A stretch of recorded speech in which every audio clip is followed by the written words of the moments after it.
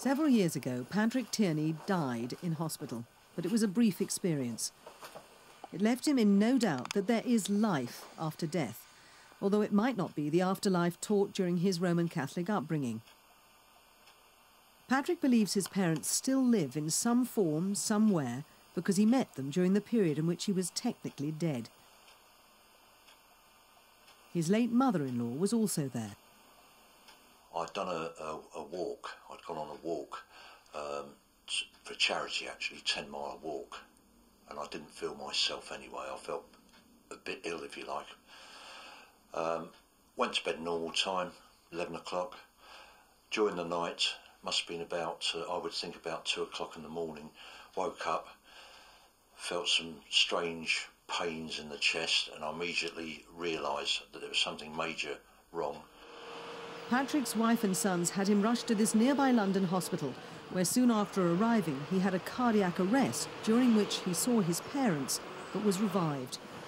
Scientists now believe they can prove he's among the 10% of such patients in Britain who have what's called a near-death experience.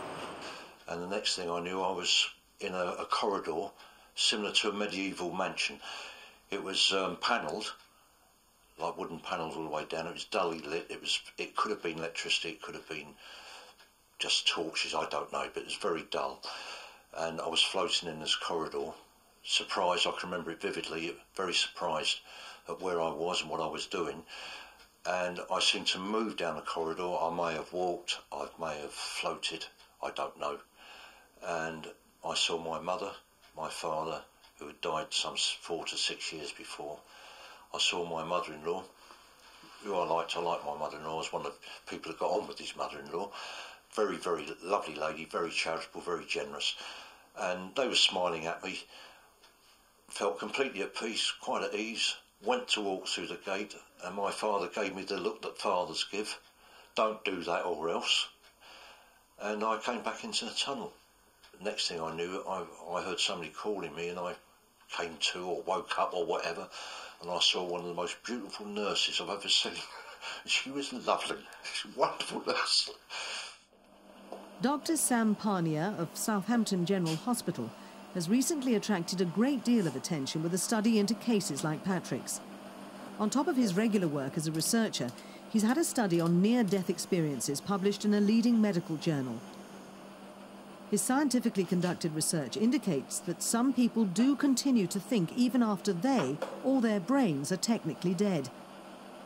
These experiences seem to have taken place after all electrical and chemical processes have been shut down through lack of blood in the brain. Despite all the efforts that we make in trying to resuscitate our patients with chest compressions by using the electrical shocks that you've probably seen, as well as administering certain drugs such as adrenaline to bring up the blood pressure in these patients, we never manage to bring up the blood pressure sufficiently to then allow blood to get to the brain. And therefore you have insufficient blood getting to the brain, and so the brain shuts down as an organ. And that's been shown on numerous occasions. And so if someone is able to have an experience during a cardiac arrest, and that can be documented and proven that it was happening at that time, and that would mean that we need to re-examine our views about mind, consciousness, and the relationship with the brain. Because what you're actually observing is you have a group of people who have continuation of the mind and consciousness at a time when objectively the brain has not been working for maybe 10-15 minutes. Anecdotal evidence and religious belief suggest that the human mind can exist without the brain, but scientists have never been able to prove this. If researchers could prove that the mind can exist in isolation, it would cause an upheaval in medical ethics, particularly in the debates over cloning and euthanasia. But more studies need to be undertaken. It will have huge implications. The difficulty with it, which we cannot really run away with this idea, is that it hasn't yet been proven 100%. But there's certainly, if you look at the evidence now from our study, the study in Holland, there's also 2 more studies in the United States that have been carried out during cardiac arrest, and again they support the findings of the Dutch study and the British study, that this phenomenon is occurring during cardiac arrest in approximately 10% of people. It needs now a large study, possibly and preferably even more international studies, looking at the phenomenon in different populations. But if those are carried out, then potentially it can be proven, and it can be proven within the next 2 or 3 years. A study similar to Dr Parnia's was carried out at Arnhem in the Netherlands. But many more cardiac arrest patients were interviewed, and 18% reported near-death experiences. The Dutch researchers argue that if the phenomenon is caused simply by physiological, psychological or chemical processes, then more people should be reporting them. Dr Pim van Lommel, an Arnhem cardiologist, and his colleagues conducted psychological profiles of cardiac arrest patients over an 8-year period. The team found that those who reported near-death experiences were permanently affected. They were generally happier, calmer, more spiritual, and less afraid of death than those who didn't encounter any kind of afterlife. That means that the near-death experience, which is told by the people, what they remember from the period of cardiac arrest, which is just a subjective experience, also have objective aspects that you can see by the change of transformation.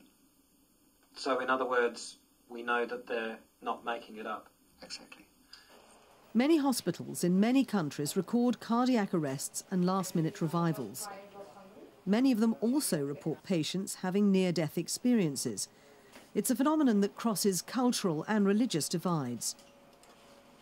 If it were proven that human thought or consciousness can exist without what we refer to as a functioning brain, then scientists, philosophers, theologists, all of us really, would have to reappraise our very existence.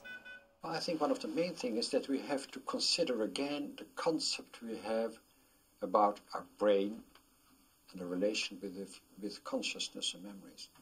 As long as we think that the consciousness and the memories are a product of the brain, it doesn't fit with the conclusion of our study. So I think we have to reconsider again if there is another possibility that the brain is not the producer, but it is the receiver of our consciousness of the memories. And let's say you can compare it with the mobile telephone or the television. You need a television set of the mobile telephone to get your program, but your program is not in your TV set. The voice you hear is not in your mobile telephone, but you get it from somewhere else. If the brain is only a receiver of thought or information, then where does it come from? And where does it go when we die? Researchers believe they might be on the verge of a new form of science or approach to religion.